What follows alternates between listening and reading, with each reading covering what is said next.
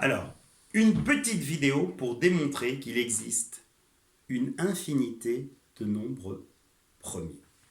Alors, avant de démontrer cette infinitude des nombres premiers, on va rappeler ce qu'est précisément un nombre premier. Alors, je vous laisse un petit instant pour essayer de me donner une définition rigoureuse de un nombre premier. Alors la réponse est la suivante. Un nombre est dit premier lorsque c'est un entier supérieur ou égal à 2, n'ayant pour seul diviseur positif uniquement 1 et lui-même. Donc, petite remarque, 1 n'est pas un nombre premier parce qu'il n'est pas supérieur ou égal à 2. 9 n'est pas un nombre premier parce qu'il a comme diviseur positif en plus de 1 et de 9, il a le nombre 3. 2,5 n'est pas un nombre premier parce que ce n'est pas un entier, etc., etc., etc. Alors vous allez me dire, d'accord, donc si on venait à déterminer la liste des premiers nombres premiers, ce n'est pas compliqué, mais quel serait alors le dernier? Et la réponse, elle est en tout au départ, à savoir qu'il y en a une infinité. Alors comment faire pour démontrer cette infinitude? On réfléchit, on se dit, mais et si jamais on procédait par récurrence? Mais non, ça ne marcherait pas. Il n'y a pas de lien entre un nombre premier et son suivant. Si jamais on procédait par l'absurde. Petit rappel, un raisonnement par l'absurde consiste à supposer le contraire de ce que l'on cherche à prouver pour aboutir à une incohérence, soit une absurdité, et se dire par la suite que ce qu'on a supposé comme étant vrai est donc faux, donc ce qui est vrai, c'est le contraire de ce qui a été supposé. Retour arrière pour comprendre ce qu'est un raisonnement par l'absurde. Eh bien, on va, de ce fait, démontrer l'infinitude des nombres premiers en raisonnant par l'absurde. Alors, raisonner par l'absurde consiste à se dire... Alors, pour démontrer qu'il y a une infinité de nombres premiers, on va supposer le contraire.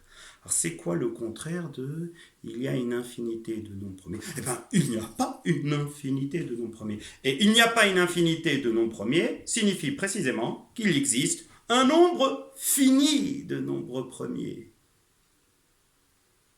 Et alors? Eh bien, ce nombre fini de nombres premiers, on va les considérer dans un ordre bien précis, l'ordre croissant, et on va les appeler P1, P2, P3, jusqu'à P de grand N. Alors ça signifie quoi précisément? Ici, P1, c'est le premier des nombres premiers que tout le monde est censé connaître, à savoir 2. P2, c'est 3. P3, c'est 5.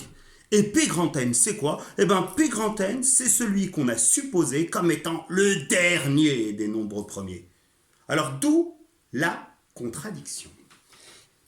Eh bien, il y a une astuce. Et l'astuce est la suivante, c'est que vous allez considérer le nombre que vous allez appeler grand C, grand P, et qui va être égal précisément au produit de tous les nombres premiers. À savoir P1 fois P2 fois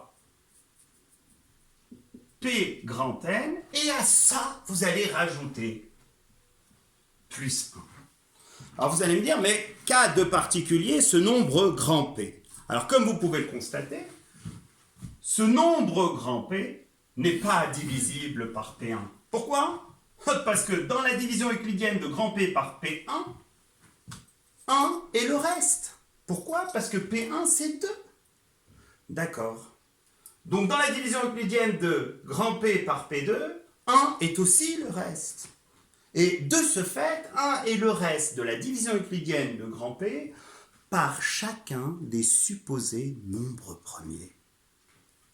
Ce qui signifie que grand P n'est divisible ni par P1, ni par P2, ni par P grand N. Donc grand P est un nombre premier, vu qu'il n'est divisible par aucun des nombres premiers. D'accord? Et alors, si grand P est un nombre premier, eh bien regardez, effectuez le constat. Grand P, il est forcément plus grand que Pn plus 1. Vous allez me dire pourquoi? Ben, c'est tout simple. Parce que P1, P2 jusqu'à Pn-1 sont tous plus grands ou égaux à 2. Donc ce résultat, il va être plus grand que 2 fois Pn plus 1. Donc plus grand que Pn plus 1.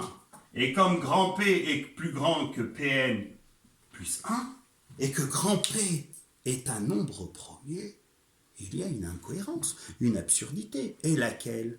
Eh bien tout simplement, c'est qu'on a supposé P grand N comme étant le plus grand des nombres premiers, et à partir de là, on a réussi à construire, à concevoir, à générer un nombre qui soit premier et plus grand que celui qui est supposé être le plus grand.